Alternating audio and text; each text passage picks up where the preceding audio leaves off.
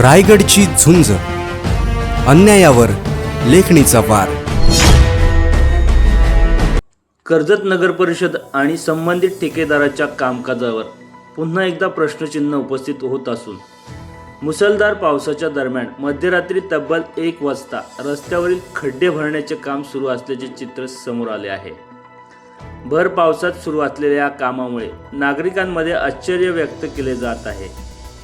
पावसाच्या पाण्यामुळे रस्ते पूर्णपणे ओले असताना आणि मुसळधार पाऊस सुरू असताना खड्डे भरण्याचे काम कितपत टिकाऊ आणि तांत्रिकदृष्ट्या योग्य ठरेल असा सवाल नागरिकांकडून उपस्थित केला जात आहे.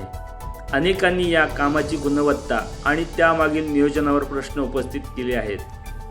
स्थानिक नागरिकांचे म्हणणे आहे की अशा परिस्थितीत करण्यात येणारे काम हे केवळ दिखाऊपणासाठी आहे की प्रत्यक्षात नागरिकांच्या सुविधेसाठी. याबाबत प्रशासनाने स्पष्टीकरण देणे गरजेचे आहे.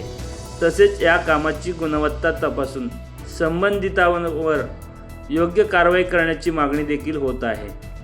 दरम्यान या संपूर्ण प्रकारामुळे नगरपरिषद प्रशासन आणि संबंधित ठेकेदार यांच्यावर टीकेची झोड उठत असून रात्रीचा अंधार आणि पावसाचा मारा, खड्डे भरण्याचा अजब कारभार अशी चर्चा शहरात सुरू झाली आहे.